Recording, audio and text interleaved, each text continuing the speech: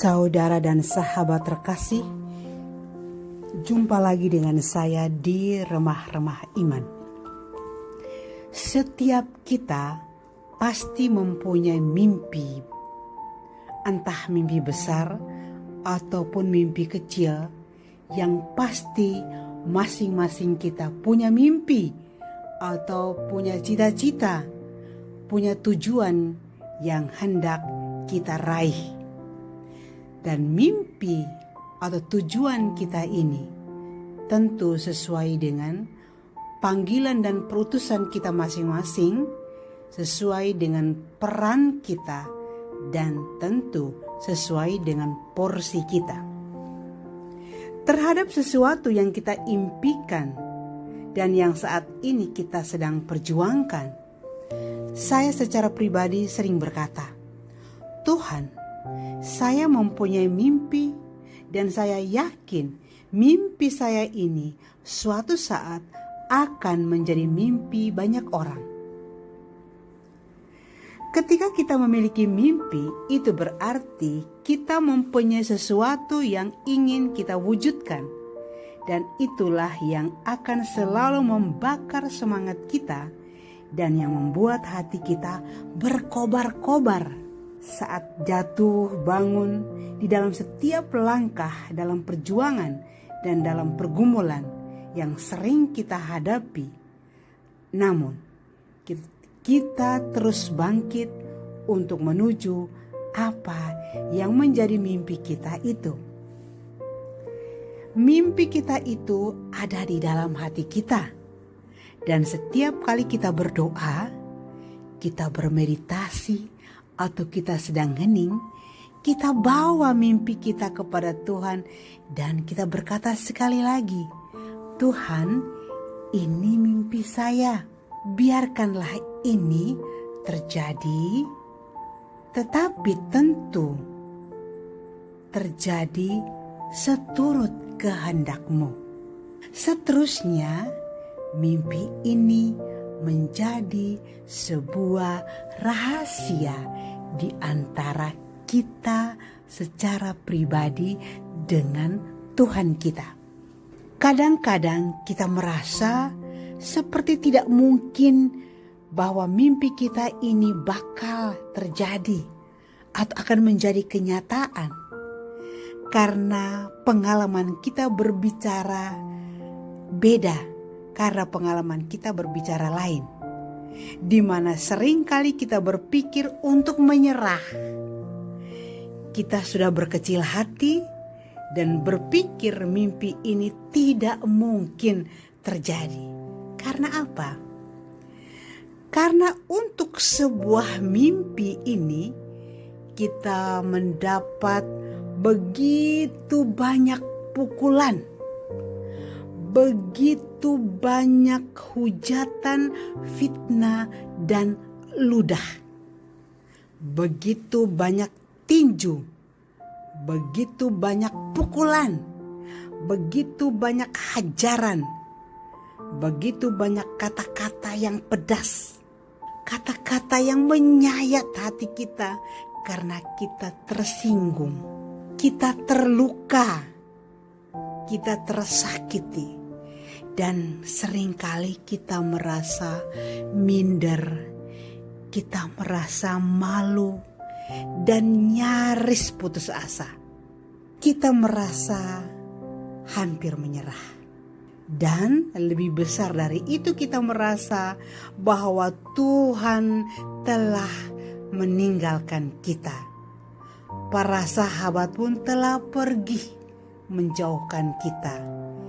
Kita seperti orang kusta, dijauhi oleh orang-orang atau rekan-rekan kita yang dahulunya mengenal kita. Keadaan kita bagaikan lumpuh. Situasi menjadi tak berdaya yang membuat kita hampir patah terkulai. Nah, di saat lumpuh terkulai atau patah terkulai itu, kita harus bangkit dan berkata kepada Tuhan, Tuhan, bukankah Engkau berkata Bulu yang terkulai tidak boleh dipatahkan. Sumbu yang berkedip-kedip tidak boleh dipadamkan. Lihatlah perjuanganku ini. Lihatlah semangatku ini dalam meraih mimpi yang besar itu, yang aku yakini akan menjadi mimpi banyak orang. Kini aku terluka dan sayapku sudah patah, dan aku tak berdaya lagi untuk melangkah, Tuhan. Katakanlah itu sekali lagi kepada Tuhan.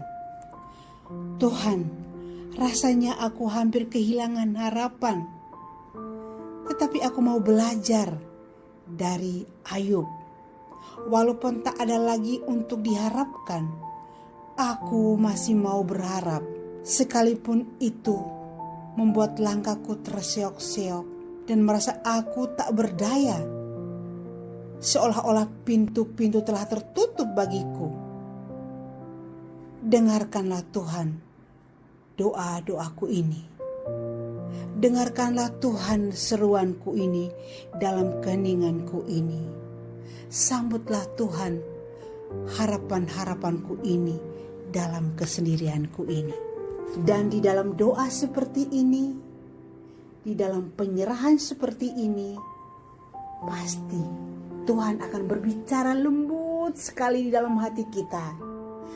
Entah langsung, entah melalui sahabat-sahabat kita yang meneguhkan kita, yang selalu berkata, jangan berkecil hati, jangan menyerah.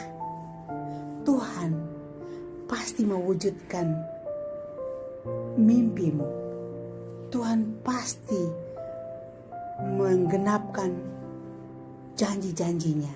Tenanglah, semuanya sudah ada yang mengaturnya. Bila waktu Tuhan tiba, semuanya akan menjadi baik-baik saja. Ingatlah, Tuhan jauh lebih besar dari apa yang engkau mimpikan.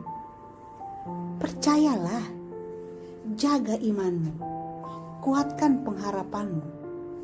Lihat ke depan, berkatmu lebih besar dan bahkan lebih dekat daripada yang kamu bayangkan. Percaya saja, keajaiban akan datang menghampirimu bila waktu Tuhan tiba dan bila mimpi itu sesuai dengan rencana Allah bagimu. Percayalah saudara dan sahabatku, ketika kita tertidur lelap, di dalam sebuah pengharapan akan terwujudnya mimpi kita, percayalah Tuhan datang dan beracara dengan roh dan jiwa kita. Pastikan itu. Keesokan harinya, ketika kita bangun pagi, kita mendapati diri kita dalam sebuah kesegaran baru. Ada sebuah kesejukan yang membuat kita merasa nyaman di dalam hati kita.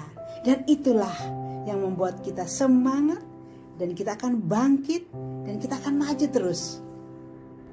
Selanjutnya, terimalah masa-masa sulit sebagai sebuah anugerah untuk meraih mimpi. Anugerah sebuah proses untuk meraih mimpi. Karena setiap kesulitan mengajar kita untuk menjadi kuat. Kesulitan memampukan kita untuk melepaskan segala keresahan, kecemasan, kegelisahan, ketakutan kita, dan menyadari bahwa kita akan lebih berguna ketika kita menyingkirkan semua rasa-rasa itu dan menjadi kuat di masa sulit.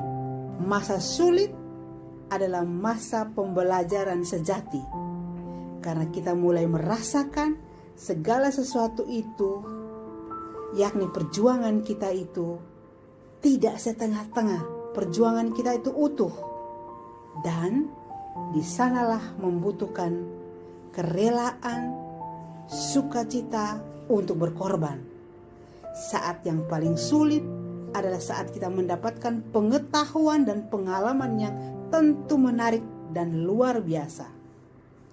Hal yang penting bagi kita di masa sulit adalah mendekatkan diri dengan Allah dengan hati yang tulus ikhlas dan dengan hati yang penuh keyakinan sungguh-sungguh bahwa semua yang sedang terjadi di masa sulit ini akan menyucikan diri kita dan menyucikan hati nurani kita yang akan membuat kita semakin suci di hadapan Allah. Hari-hari buruk, hari-hari sulit, suatu waktu akan berlalu. Jangan pernah menyalahkan siapapun. Jangan pernah menyalahkan diri sendiri. Kita harus belajar untuk menguatkan diri secara emosional dan melanjutkan perjalanan kita untuk meraih mimpi kita. Jangan pernah ragu. Menjadi kuat di masa sulit adalah sebuah tantangan besar.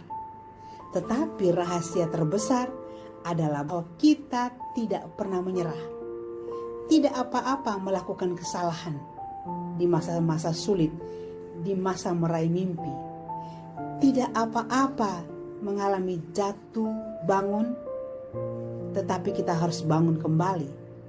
Tidak apa-apa jika kita tidak menang saat ini, asal kita tidak berhenti berjalan ke arah yang sama, bahwa Tuhan mempunyai rancangan yang indah bagi kita dan Tuhan akan menggenapi janji-janjinya kepada kita.